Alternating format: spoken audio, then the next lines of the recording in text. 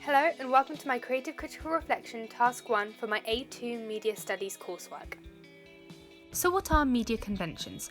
Conventions are a set of agreed, stipulated or generally accepted standards, norms, social norms or criteria often taking the form of a custom. These are often unwritten laws by which people naturally expect and react to. In a media context, a convention is a certain norm specific to a category within a media text. For the music industry in particular, this would be categorised by the genre of which the artist belongs, for example pop, country, R&B, etc. This genre-specific convention then, as a result, influences the star image of the artist and, therefore, the campaigns in which a potential audience could purchase and consume. So what is representation? Representation is how media presents and displays certain conventions and ideas. This can be used to show different ethnicities, genders, attitudes, identities, social issues, religion, sexualities, etc. The way in which the conventions are represented can influence the opinions and attitudes of the consuming audience, whether that be a conscious or subconscious influence. Representation can be used within music campaigns in order to communicate the artist's beliefs and ideas, as well as constructing their consumers' potential opinions and therefore developing an identity for their fan base. These fan bases can have their own specific conventions and stereotypes that can then be represented through the artist's future campaigns. Representation allows us to easily identify and construct opinions based on how we view and consume similar artists and their products. Now let's take a look at a theorist who helped us when we were creating our products. Keith Negus argues that artists' careers and ideologies can be split into two distinct categories, organic or synthetic. A synthetic artist is a short-term identity that is considered a moneymaker and applies to a formula of fast success and are often displayed through their personality appeal. An example of a synthetic artist would be Katy Perry, as she is very much about her personality and young, fun-loving appeal. An organic artist is a more long-term identity reflected through a more long-term fan base. Emphasis is put on their music and talent rather than their personality and looks. I will go on to speak about organic artists further along in my presentation in using ours and similar artists as examples. So now let's take a look at representation within our music video, Shady Grey.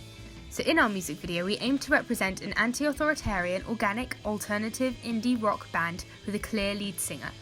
Within our video, we also wanted to explore religion and gender, but without constructing a particular opinion about the topics.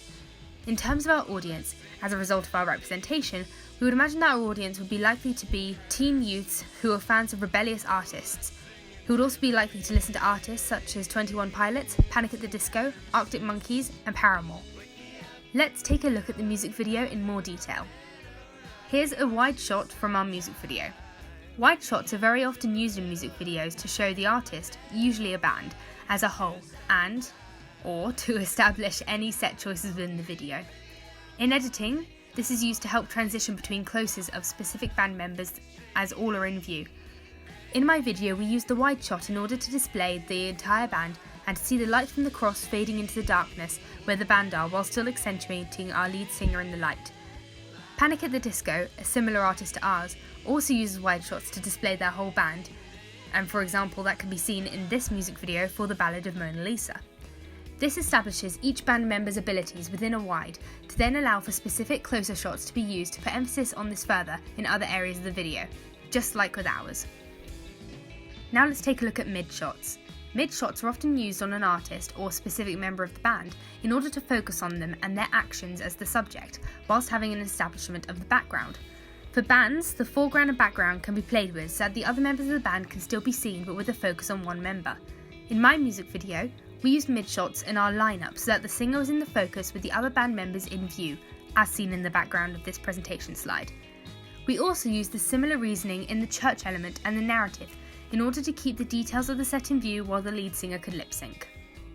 Mid-shots can also be found in 21 Pilots' video for Heathens. This mid-shot, as seen here, establishes this member as the singer, but whilst also keeping his guitar just within the shot to show his multi-talent. It also allows us to see his eyeline as well as how his body language reflects the mood of the song. This is similar to our artist, as both videos follow this kind of atmosphere, so mid-shots are key in both in order to establish this convention through the artist's body language. In music videos, close-ups are most commonly used to put the audience's full focus on a single artist or band member's face, with not much distraction otherwise. In some cases, other items can be seen, but it is usually only used for the singular purpose of putting the focus on that person's face. For single artists, these are used more commonly, but for bands, it is used to establish each member with shot durations, potentially keying the audience towards their importance in the band. An example of this is if the lead singer has the most and longest close-up shots on their face. In my music video, we used close-up shots to introduce each band member, since this was supposed to be their debut video. We also use this to assist eyeline matches in editing, such as when our guitarist looks at his left hand, we'd cut to the left hand. A similar kind of shot is used by 30 Seconds to Mars in their video for This Is War, but with a separate context. Here, the close-up shot is used to show the lead singer's emotions within the narrative, which we actually did use in our video as well. This kind of narrative with the lead singer is common among similar artists to ours, so close-up shots are often used to put emphasis on this, as well as keep the focus with the lead singer as a standout performer compared to the other band members.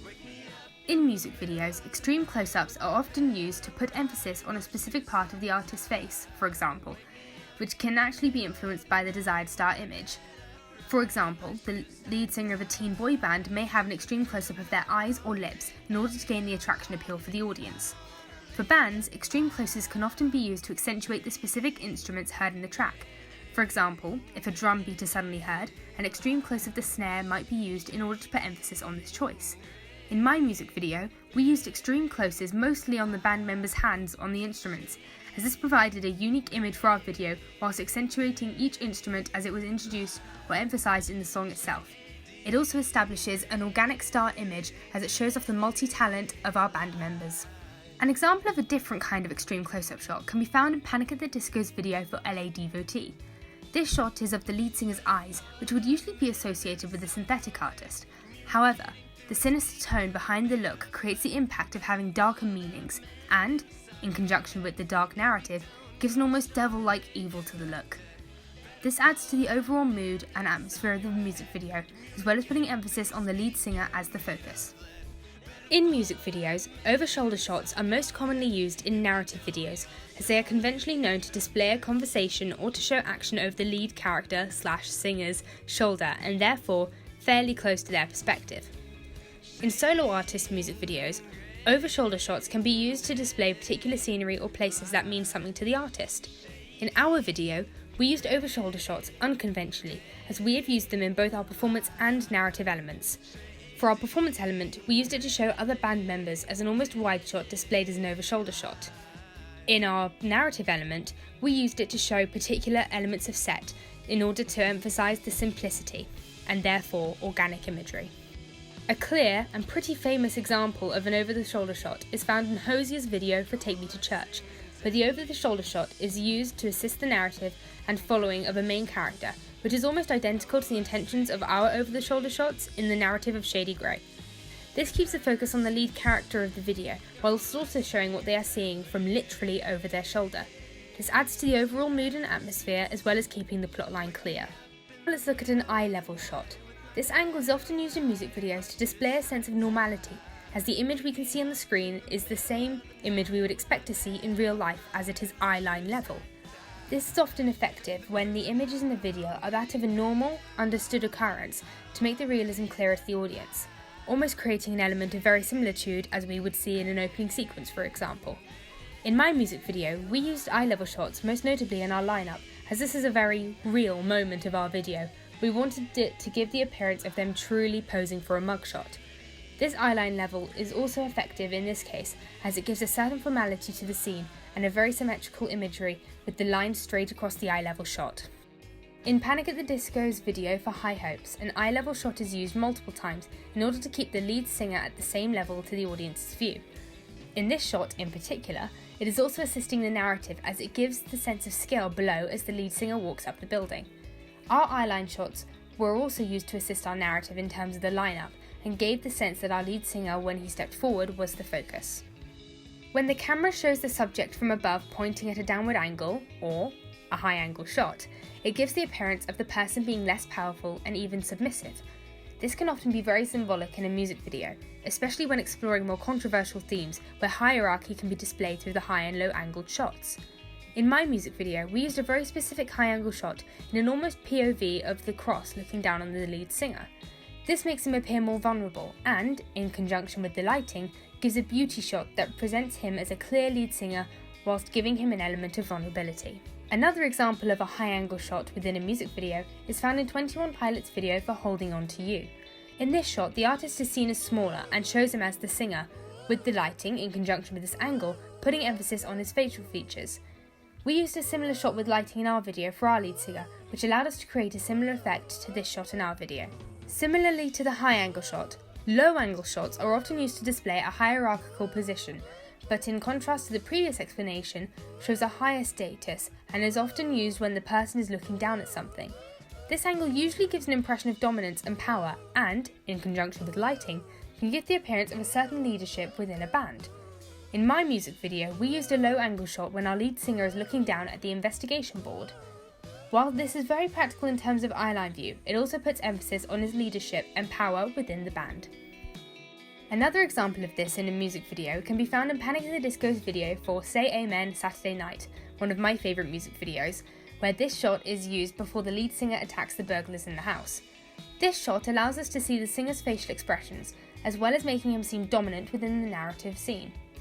Within our video, we attempted to replicate this similarly as it shows the lead singer as dominant. When a person is shot from directly above, also known as a bird's eye shot, it creates an unnatural point of view, which is often used for dramatic effect, and is usually of the artist or lead singers themselves. It can sometimes create quite an unusual perspective, giving a fictitious, almost fantasy-like atmosphere. For solo artists, bird's eye shots can be used in order to emphasise an attraction appeal, as it gives a unique viewing of the artist during their performance, while still being adaptable enough to lip-sync to.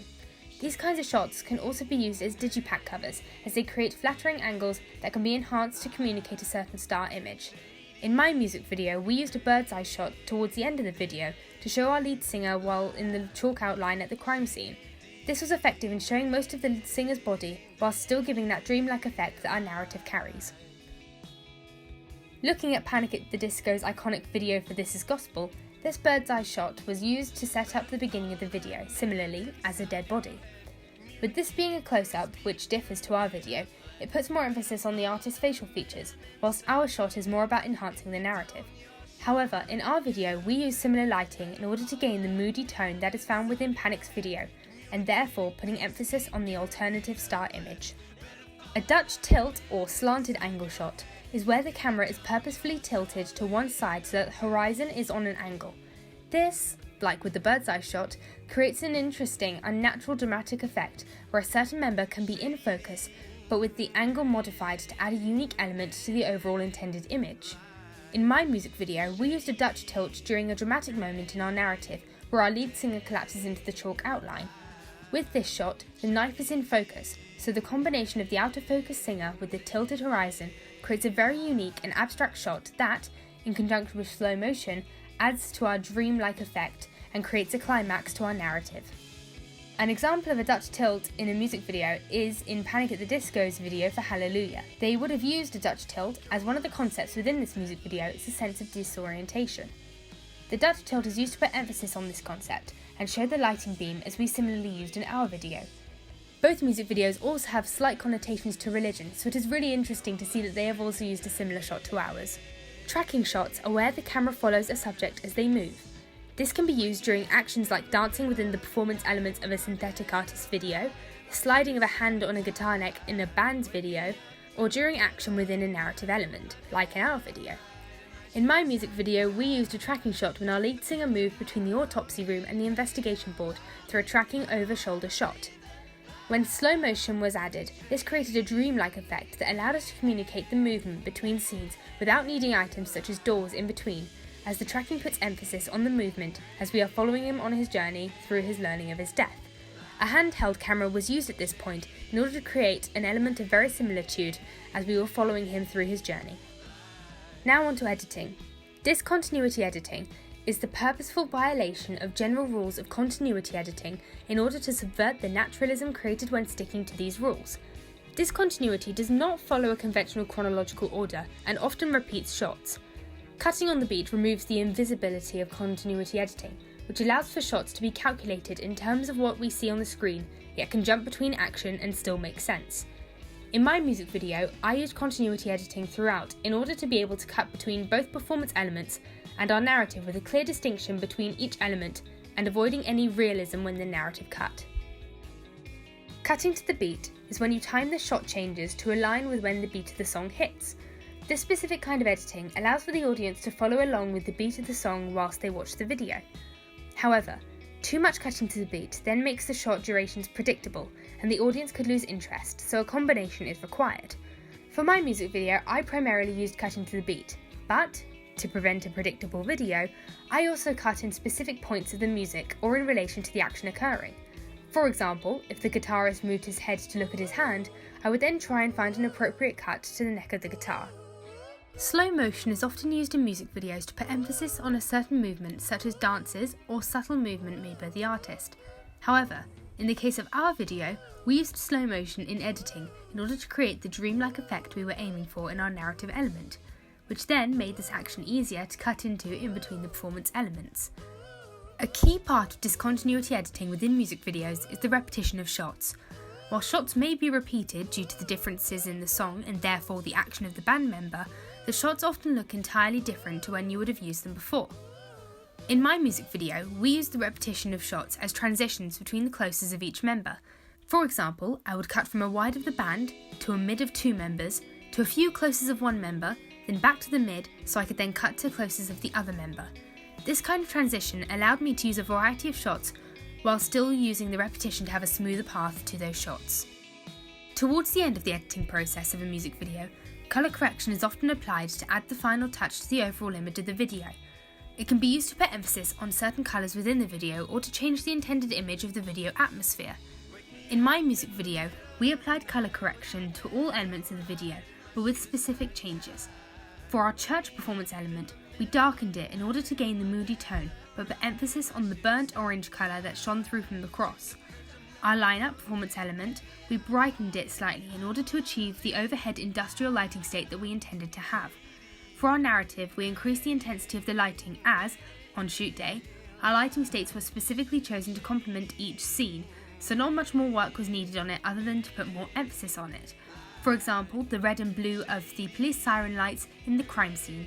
Now let's move on to mise-en-scène. Mise-en-scène refers to everything in the frame, and is a key indicator towards the tone and atmosphere of the music video, as well as the artist's star image, since the video will reflect their intended image. In our music video, we wanted the mise-en-scène to indicate our intended alternative organic star image whilst weaving in the narrative story among the establishment of each member of the band. This meant that the mise-en-scène not only had to reflect our artist as a whole, but also had to apply to the narrative element, or else the video wouldn't have made sense. The key areas I will focus on in this presentation are set, costume and props, including instruments. Let's first take a look at the set. For our music video, the set was key in order to establish our mood and atmosphere, but since our artist is organic, we were keen to use minimalist set in order to have the focus on the artist and their music, which is very common of organic artist videos. This was true for both our performance and narrative elements. Our theme concept for the entire video was a murder with the lead singer as the victim and the band members as suspects. The church is supposed to represent them attending the lead singer's funeral, hence why he is lit by the light of the stained glass window. For this to happen, we needed to establish each area, both within the narrative and performance elements, in order to tell the story, but without the necessity of large sets, so that we could keep the minimalist and abstract style that would present our artist as organic to their audience. In order to create the separation between the locations, we had originally hoped to create realistic locations similar to in Radiohead's video for Daydreaming, where he enters different rooms. However, in terms of practicality and aesthetic of our music video, we decided to go for more of an abstract, minimalist setting that also reflected and emphasised our artist's organic star image, and puts focus on the music rather than the personalities of the members. These kinds of videos also inspired our integration of narrative within performance elements, which allowed us to incorporate the themes of death to both of our elements, which is conventional in many music videos of the alternative indie rock genre. For our costumes, the choices weren't overly difficult, as we wanted to show our artist's star image while also following along with our themes and narrative we had chosen. Since we had selected the funeral scenario before we had discussed costume, the choices were pretty obvious in having them in mostly black for the funeral attire. We also wanted them to look formal, yet have an edginess to them that kept with the alternative star image that we were aiming for. We also needed to keep in mind that our lead singer would have to wear an adaptable costume, since he would need to wear it a different way in the performance than he would the narrative. This also establishes him as the lead singer, as his costume was individual to the rest of the band. Here you can see my costume designs for our music video. For the performance element, we wanted to put emphasis on the organic star image of our band. A conventional way of doing this, as seen in the music industry, is to show the artist's musical skills, including the appearance of instruments. We also chose to use dark lighting for our performance in order to create the grungy feel that our artist possesses, and we placed the camera behind the artist in order to create more of an organic, abstract feel to the video construction and overall aesthetics. Now let's take a look at the digipack. There were many elements of our digipack that we specifically chose in order to demonstrate our artist's genre and star image. First of all, the black background supports the alternative star image, as well as sticking to the black, grey, white and burnt orange colour scheme that we had seen it previously in our video. The plain font shows organic artist image due to the simplicity and is really easy to read for the audience, so is very clear. The artists themselves are wearing modern dark clothing, which represents a younger age and therefore targets a similar age audience. A low-angle photograph makes them seem powerful and intimidating, which supports an anti-authoritarian image that we wanted our artist to have. We also put the lead singer at the front, which establishes him as the leader and therefore the focus, which then links back to the rest of our products. The positioning of the members of the video gives the female members the same amount of importance as the men, which was very important to us as we didn't want to discriminate our gender within our band.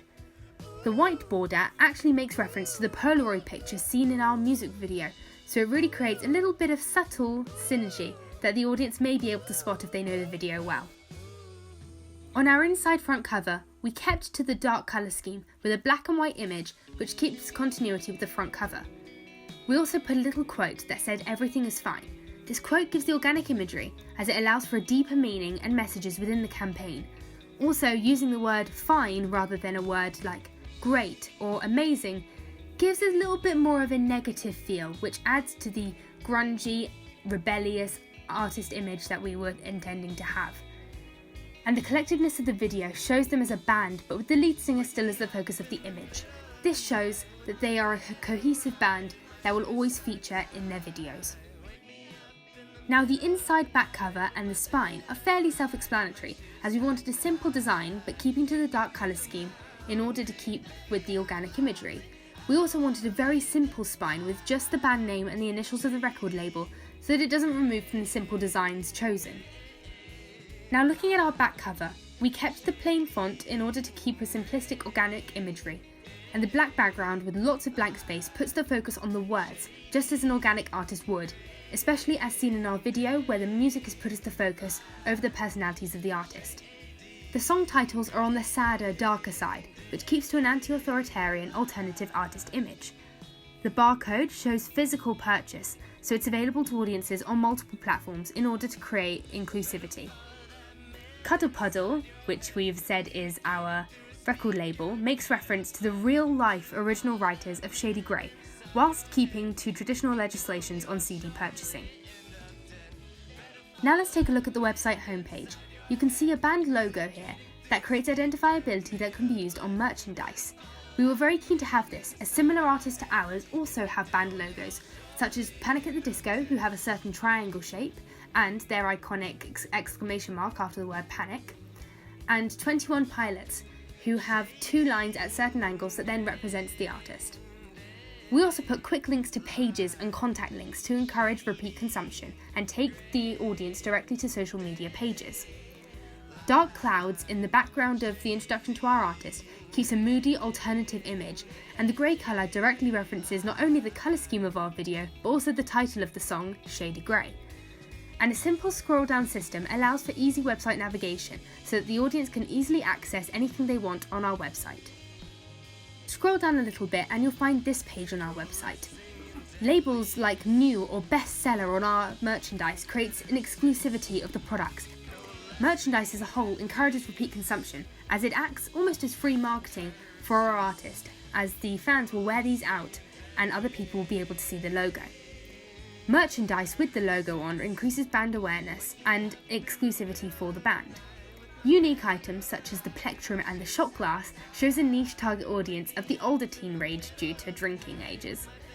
Dark images here of the artist allow each member to be idolised by the audience and keeps an inclusivity between all members, not just our lead singer. Images with instruments show off the talent of the band members, again linking back to our organic star image and wanting to show each member as multi-talented. Also going back to the merchandise, unisex products allow for all audiences to participate, again keeping inclusivity and reducing any kind of possible discrimination. Scroll down a little bit further and you'll find our artist tour dates. Now we actually used real small music venues that welcome new artists, such as one venue at the top, Windmill Brixton, that have an independent venue week where they welcome new artists to perform in a variety show. This reflects the affordability for the new band and the organic factor of not being able to afford huge venues or doing a lot in London. Group pictures that can be used for advertising campaigns can also be found here. Images in the Woods puts emphasis on the organic alternative star image and also brings more detail to the images used on our digipack. The dates shown in our tours show that they are away from peak concert seasons, so are more of a niche band. And a small tour, like seen here, suggests a growing artist in a more niche audience bracket. Scroll down yet again a little bit further and you'll find a contact page. Now the contact page allows direct professional correspondence with our artist. This includes any kind of location and also any email correspondence that may want to happen. A London location puts our artist in a city known for music, but somewhere humble like Carnaby makes them more organic. A black colour scheme throughout the website keeps the dark imagery and alternative star image that we have seen throughout all of our products. Overall, I believe that our artist, Alternative Division, through our entire campaign can be shown to have an organic star image, but with an alternative, anti-authoritarian genre and attitude. Our video displays an organic video with focus on narrative and aesthetic rather than showing off the artist directly. However, our video easily establishes a lead singer whilst also focusing an equal amount of attention on the rest of the band members individually to encourage inclusivity and reduce any kind of discrimination. Our dark colour scheme keeps synergy amongst our products and helps identify a niche audience that would appeal to the artists with darker themes. If I were to complete this project again, I would see if I could find some ways of linking elements from our video into our products, as I believe that it would reinforce the synergy that we have created. I am very happy with our products, and I believe that we have achieved our intended star image goals in the creation of our products. Thank you so much for watching. I really hope you enjoyed this, and I can't wait for you to see my other creative critical responses.